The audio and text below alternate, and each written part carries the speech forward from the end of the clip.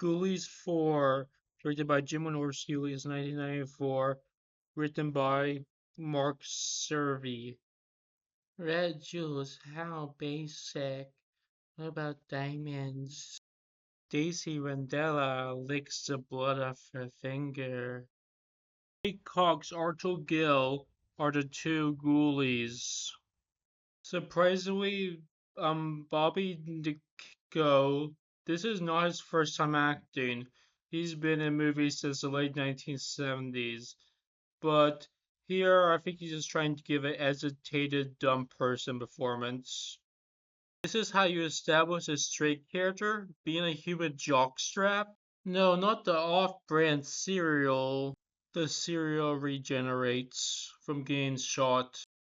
The actors acting started out like side sitcom character level.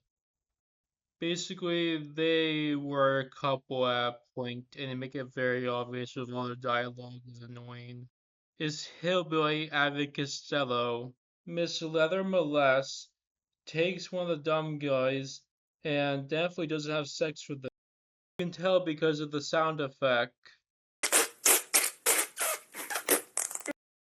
Yeah, just put a gross sound effect over it and it's no longer sex, even though she's ever implied to be a sexual character.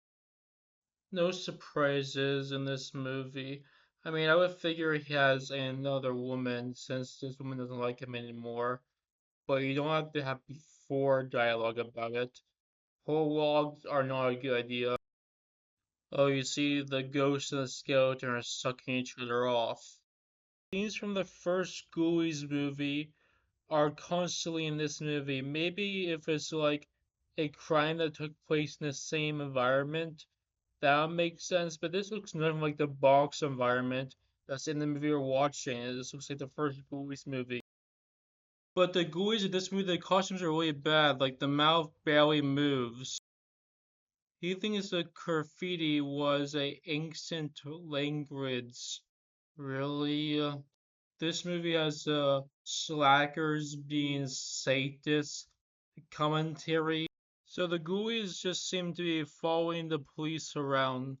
I wonder why that is. I wonder who they're working for. Is that going to be the twist? Oh, the sex goddess is working with the ghoulies because she follows them. They're gonna act like there's a twist at the end of the movie. She says they put the milk and the beer in the same aisle in case the kids want to change the pace. Then Woodley goes, like that's a thinker joke. Anyway, Leather Molest takes away his partner. We see the two celery sticks a day body that his new girlfriend has. What the hell? Really, the next scene is just a scene from the old movie. And it's the same scene that they showed earlier after this sex scene. Well, I guess we don't need two redheads in this sex movie. Actually, the Ghoulies are the most relatable characters in this movie. They stop women from getting killed. The characters we're opposed to relate to.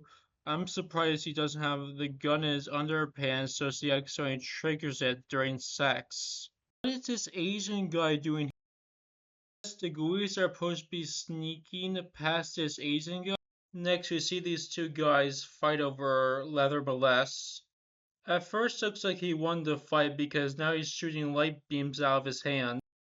The ghoulies stop the woman from dying and they look at magazines. Honestly, these guys are pretty relatable. They both are perverts and protectors. This is what every band aspires to be. No apartment has the apartment and the parking garage on the same level. This makes no sense. Now he's in the hospital? Okay, I guess he did get very injured from that fight. The light beams didn't help him at all. And look, is the principal from Munchie. The weirdest scene is when they're having this boring conversation about if they were a witness or not, and then he just randomly falls asleep because it's so boring when women are talking, right, and not being sexual. I want more sadist, sexual woman scenes, so that's what we get right afterwards. The ghoulies see a truck, and they know that the prostitute truck leads to the insane asylum. This woman is supposed to be mentally insane, but she's not mentally insane because they are just talking like the woman talking in this movie, sex obsessed and constantly critiquing. Jim Wynorski doesn't know how to direct an actor to make the actor act mentally insane, so these characters tell us that he's mentally insane. Really, this is ending fight. A big fat white belt wrestler, the first level in karate, just taken down with a lamp. How is this a climatic fight? The most insulting thing in this movie is so the women who are supposed to be mentally insane are nymphomaniacs that actually have a conversations with each other. But the men who are supposed to be insane are sex obsessed rapey zombies. So the movie ends with these two becoming a couple, I guess, and all of them going away in the portal because I guess the redhead wasn't sexy enough for their sex hell. So that's Ghoulies 4. As the actors actually have some experience, the acting isn't terrible in this movie, but it gets worse as the movie goes along because they just um don't care and don't take more takes. And all the action is terrible. Like, is done with shaky cam and is done too close sometimes. And just the idea of the action scenes are really anticlimactic, and the cuts are focused on everything way too long. Is not a quick cut at all. I mean, I know I complain about action scenes being too quick cut, but this is just too slow. And this is a really bad movie with obvious dialogue pointing out everything about the characters with different characters.